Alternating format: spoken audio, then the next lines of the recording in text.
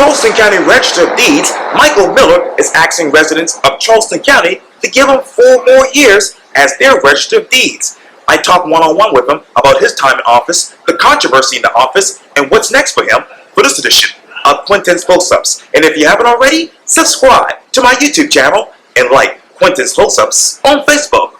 Michael Miller, welcome back to Quintin's Close-Ups. Quintin Close-Ups, how you doing, my friend? I'm doing great. It's been a long time. It has been a long time.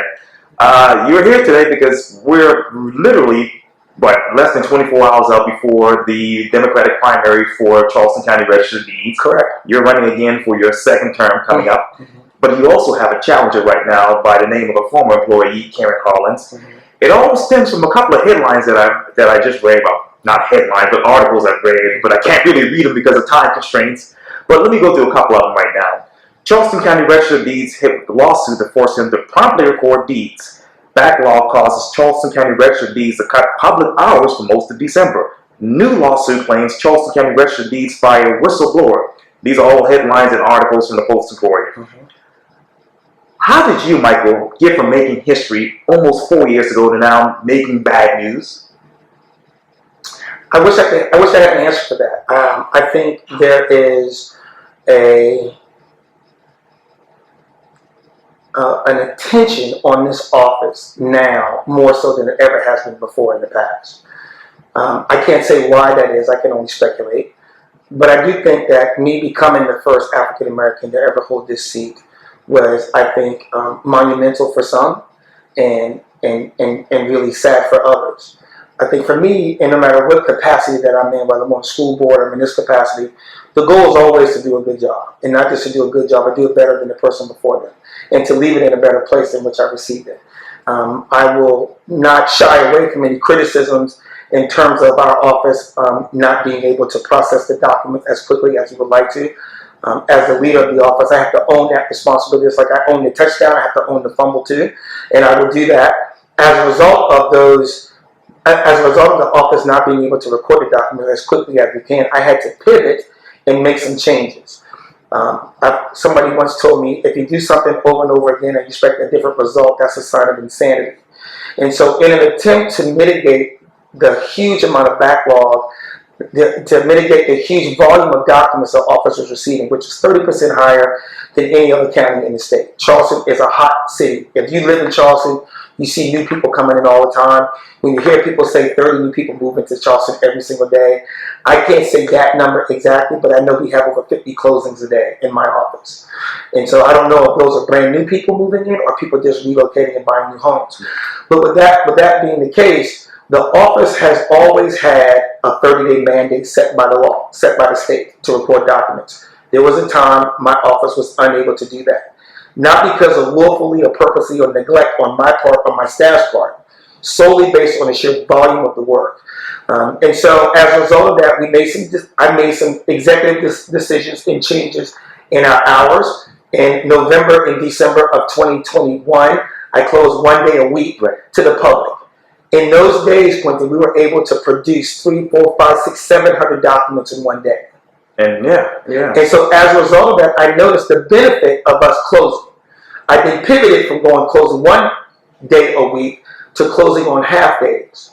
That showed huge dividends in terms of recording the documents.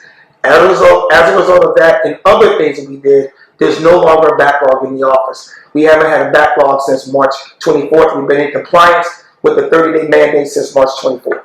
Well, that's not really true, because from what I understand from somebody in the office, you're still 2 months behind on some of these backlogs, Michael. No, sir. In recording. So remember, the state law says the documents must be recorded within 30 days. Yes, in terms of receiving the documents back, it's longer than that.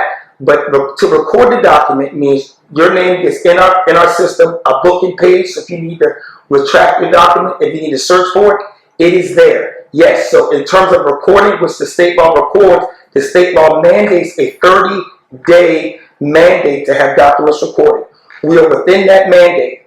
However, the full process of the documents is not within 30 days, but the law does not specify that process needs to be a 30-day process. Only the recording of the documents being within 30 days. I understand that, but the recording documents within 30 days might not be law right now. But Michael, previously recorded documents were recorded at the Register of Deeds office daily on the day they're received by mail or even overnight. So isn't taking 30 days for this to go through the mail is unacceptable to you?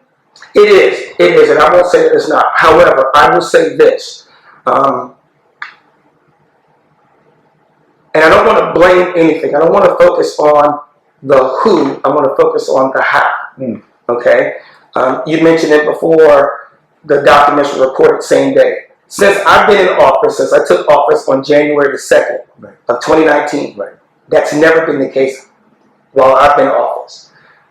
14 days, 15 days when I first got in office was a standard for the office from what I was told by our veteran staff. Mr. Miller, 14 days, we get the document in, we get it recorded, we can potentially get it out. When COVID hit, I had staff, experienced staff retired. 12, 13, 14 people retired. They came to me when I got elected and said, Mr. Miller, it's time for me to go. Because of your... No, I was only in office a month. When they came to me, they said, Mr. Miller, I didn't want to leave you in the middle of your tenure. Not in the beginning. I want to get the office up and going, get you acclimated to the office, and then I would like to retire. I said, fine. 10, 12 people said that. Again, we're talking people who've been in the office 20, 25 years. They put their time in, Quintin. They were ready to leave. The only problem with that was, Quintin, 2 years from that conversation was in the middle of COVID. And so as a result of that, all those experienced people left. I'm training new people. It takes quite a while to train new people in our office. How many people have you actually trained thus far? Oh, man, we've got a... So you figure the 10 to 12 people that retired, they were all replaced. I've had some attrition with other employees. They've all been replaced. And I'm still hiring currently.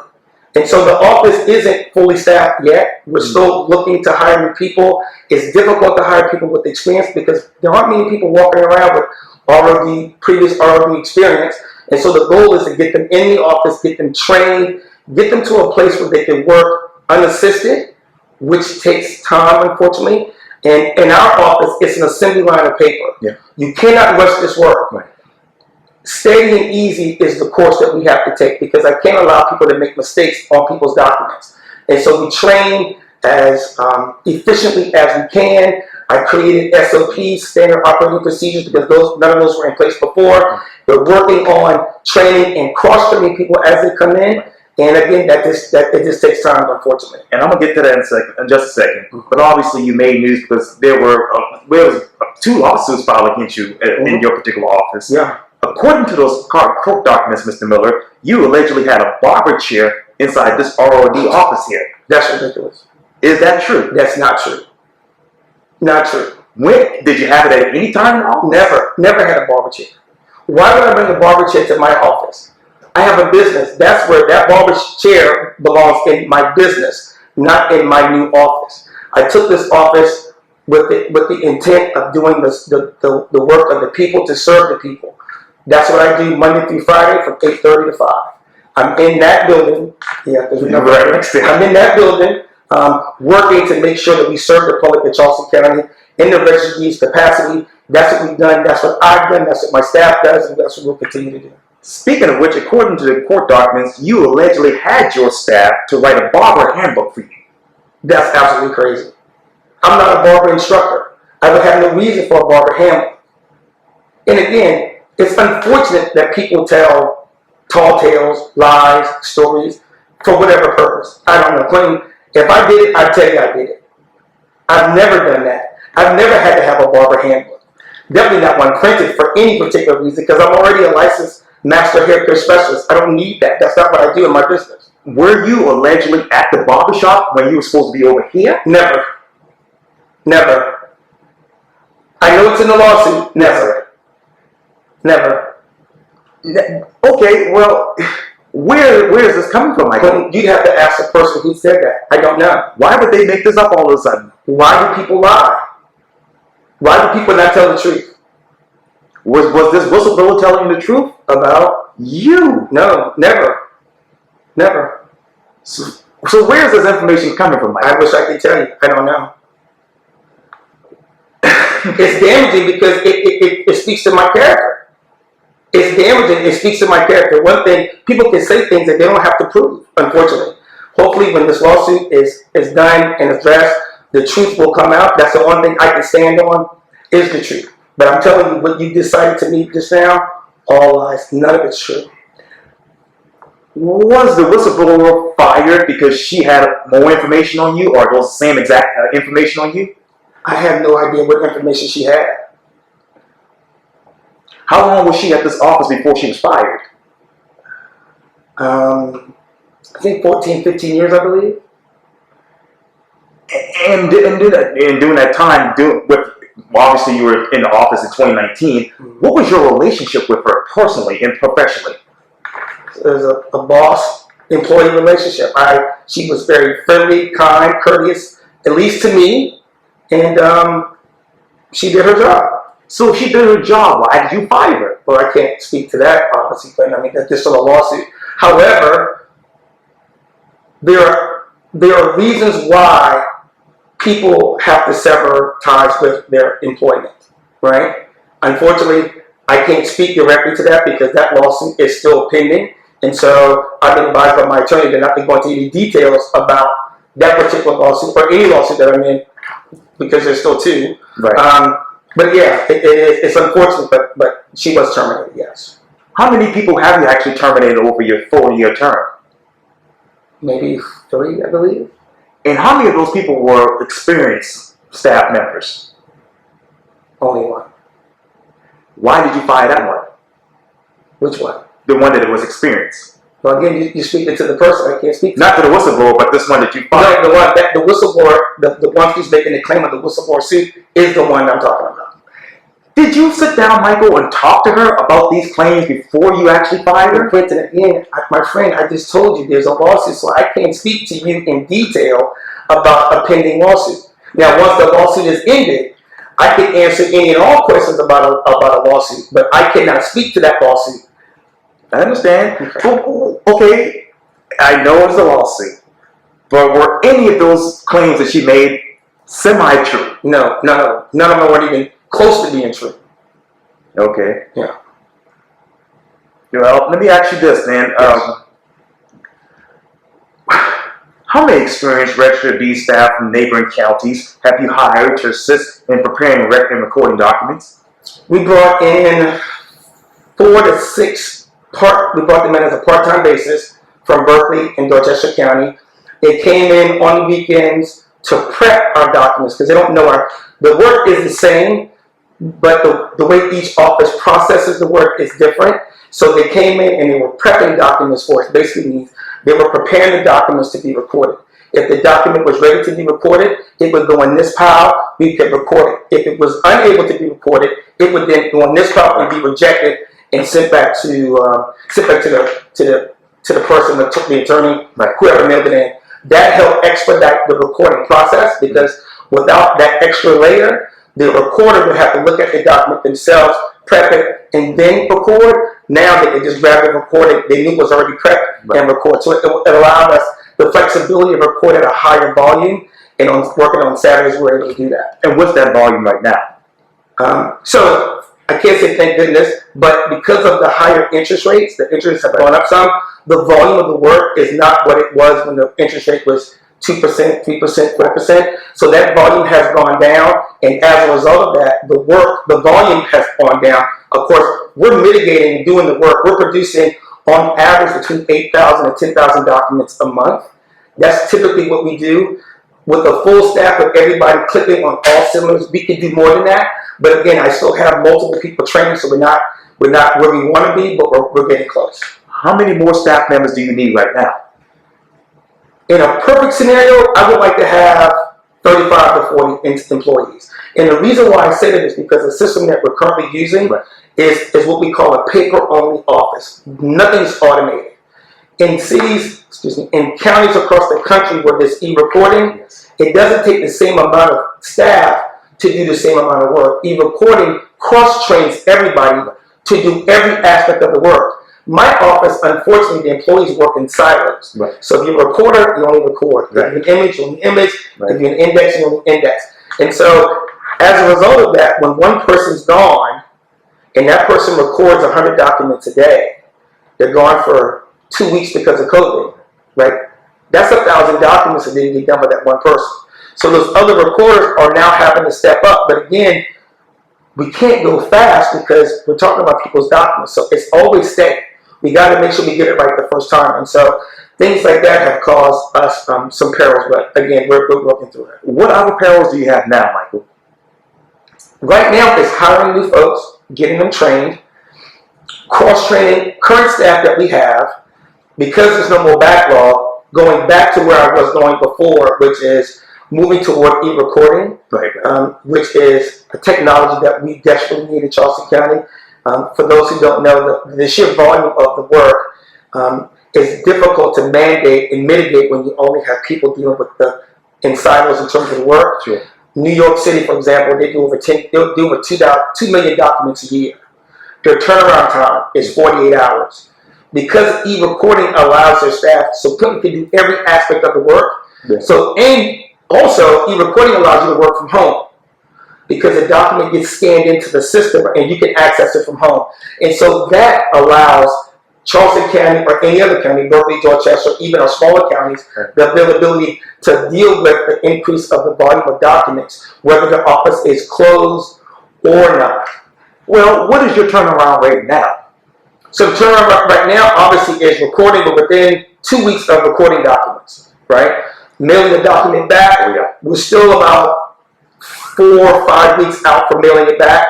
But again, we must make sure that we can record that document within 30 days. That's because South Carolina is a race to record state. Right. We need to get it in as soon as we get it. And again, we get documents through walk-up, U.S. mail, FedEx, UPS, courier service. Yeah. Well, and how many hand-stamped documents have been delivered to your office with the date that they were actually received when recorded? So as soon as the document is walked into our office to our window, it's verified by the recorder. The recorder looks at it. If it can be recorded, it is stamped right then. That document is not given back to the client, though.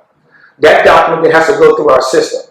E-recording would allow us to look at it, stamp it, run it through our system, and hand you back the original copy. And so that's where we want to go. So any document that's hand-delivered, not mailed, any document that's hand-delivered gets stamped the same day while they're in line. And this is a redundant question, but how many open and marked received documents have your office received since March? Open, say that again? Yeah, open and marked received documents. Marked says received. Right. How many of those were marked once your office received those? So any document that we don't open same day, we mark as, we date it. Okay. We time stamp it, day stamp it. So if the document comes in today, through the mail, we got 200 pieces of UPS mail this morning. Right. We're not going to be able to open those today because we're dealing with the walk-up customers. So that document gets Michael Miller, my initial will go on it, the date, today's June 13th, and then we would time stamp it, let's say it was at 2:30 p.m. And then, because again, we record the documents in chronological order. They do not come out of order. That's why they have to be time stamped if they're not recorded from the window same day. Now, how many walk-up individuals have come to your office since this whole change happened in your office? Well, everybody. I mean, the office was never technically closed to walk-up customers. We abbreviated the hours to some degree, but we realized that a lot of people still hand-deliver their documents. So when you hand-deliver your document, like I said, my recorders will look at it. Right. If it meets the state standard of recording, we'll record it. We also attach a back page to the document. We can't alter the document. Right. We attach a back page to it with our information on it, barcode, book, date, the recorder who did it, what time. Oh, yeah. We stamp it. It goes in our system. They get a receipt if they like. If they want a certified copy, we can produce a certified copy for them if they have any legal transaction they need to do with their property. Have you recorded the dates named in your lawsuit? Have I recorded the dates? Yes, sir. What do you mean? The dates that named in the lawsuit, those 2 lawsuits. The second one, I should say, has your office recorded those in the dates? I don't understand the question. It doesn't. I mean, you looked at the lawsuit. Yeah. Okay, you knew the dates about these records, have you actually recorded those dates? The documents on the documents of those days, you mean? Yes, sir. Of course we have. When was this? Well, the lawsuit happened in, I think the first one was like the last week of November, I believe. I think it was the last week of November. So any document that's in our office gets time stamped, date stamped, initialed by an employee, right, and then recorded in chronological order. So any document that's in my office gets that and gets recorded. Now, I personally have a friend who said her deeds for Charleston County home is 5 months late. Besides the recorded dates in the lawsuit, how many dates overall have been recorded? How many dates have been recorded? How many documents have been recorded? You can say that too. So in 2019, we recorded 96,000 documents. In 2020, we recorded 99 to 100,000 documents. 2021, we recorded 120,000 documents that year. Now, home values in Charleston increased by what percentage over the last year? I don't know. That's not what I do. The median sales price of homes in Charleston County increased by what year to year?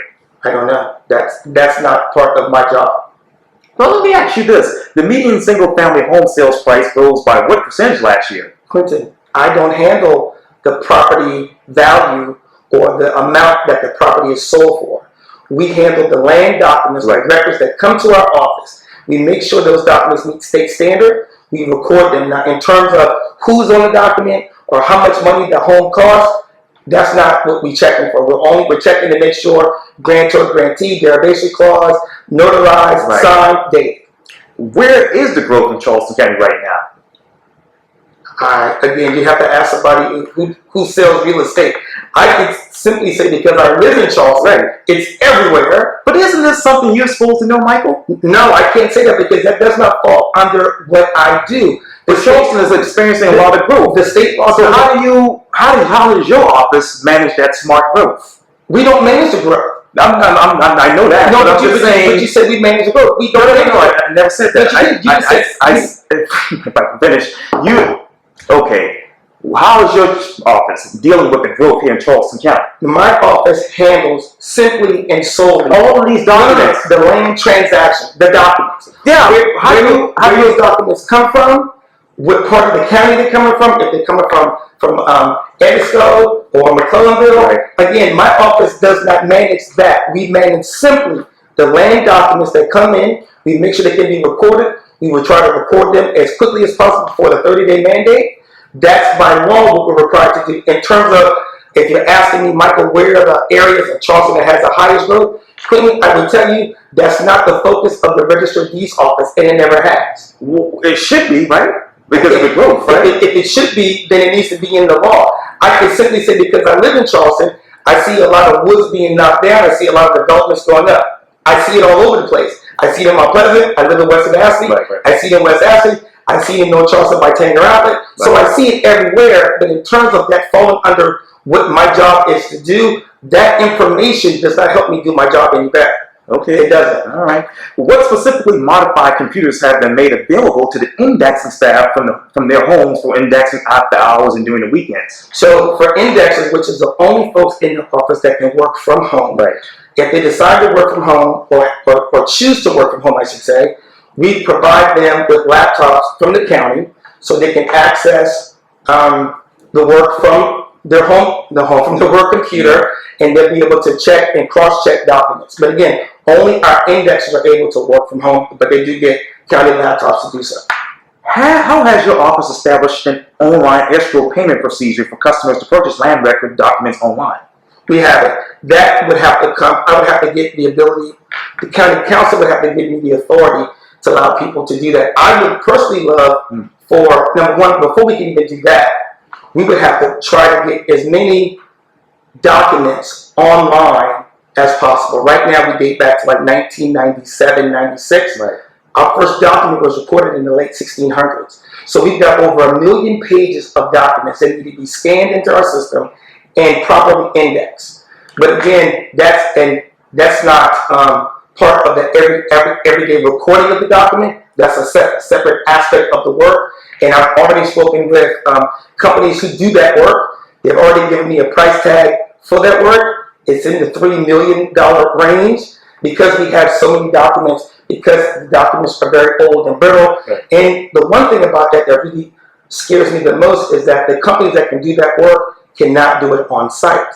They would have to remove the books from my office and take it somewhere else. Yeah. The only problem with that, Quintin, is if those books are destroyed, that information is destroyed with it. And so I'm very careful and cautious about allowing that to happen, but we want to move in that direction. Now, my battery is running very, very low, extremely low. But what has been the biggest weakness in your office? If you say weakness, are you talking about weakness in terms of what your leadership? In my leadership? I would have to say this. When I first got elected and found out the culture of the office, I'm not a dictator when it comes to working, right? I believe if you know what the work is, you can do the work, and you understand what the expectations are, I think you should be able to do that. We set goals, you meet those goals. If you can't, we train you to get you to a place where you can. I've been told by my staff, the veteran staff, right, that I was too nice. They say, Mr. Miller, you just way too nice. The person before us, the person before you was on us. They had their foot on our neck. Quintin, I don't operate like that. I think everybody deserves a level of dignity and respect when they come to work. And I also believe in something called professional courtesy. I don't believe that my style works for everybody because no one style does, unfortunately. Does your style work for Charleston County and these residents? I believe it does. I believe it does. How so? Because even through the midst of COVID, we produce more land records than the county's ever produced in the county's history. We generated more revenue during COVID in the county's history. Never has the county's registered deeds office ever produced $50 million in 1 year. Never has the Charleston County registered deeds office have a 30% or 20% increase in volume during COVID with less staff and with less experienced staff. Never. And that all happened under my leadership, but because of the staff and their amazing ability to do the work, under my leadership, we were able to move forward. Now, nobody's ever said that. They're saying, well, there's this and there's that. It's about productivity. It's about the numbers, right, Quintin? It's about numbers, right? Each year, my office has increased the volume of how many documents we've done. Each year, we've also increased the revenue, right? 2019, $26 million. So why is your office having all of these problems, sir? Dude, I have no idea. That's the one thing I wish I could tell you. I do not. It doesn't make any sense, Michael. It doesn't make any sense to me because the numbers don't lie. You can FOIA the information. Yes. You can get it. My office is producing high numbers. I'm not telling you, Quintin, that there was a time where we had a severe backlog. That is true. Yes. That was a true statement. Yes. I will not deny that, nor will I run away from that. However, I made adjustments. The staff made adjustments. We worked overtime. I had to go to county council to get more money for overtime. We brought in some part-time employees from other counties. We have fixed the backlog. The backlog is gone. March 24th was the last day we were longer than 30 days out. So you ask me, why is it all getting all this attention? That's a great question. And when you figure it out, please call me and let me know. I have an idea of what it is, but please find out and tell me what it is. I'd love to know. I'm running out of time, but I got some more questions for you. And I got more answers for you. We'll see about that. Michael Miller, thank you for your time. Again, welcome back to Quintin Slow. Always my pleasure, Quintin. Thank you.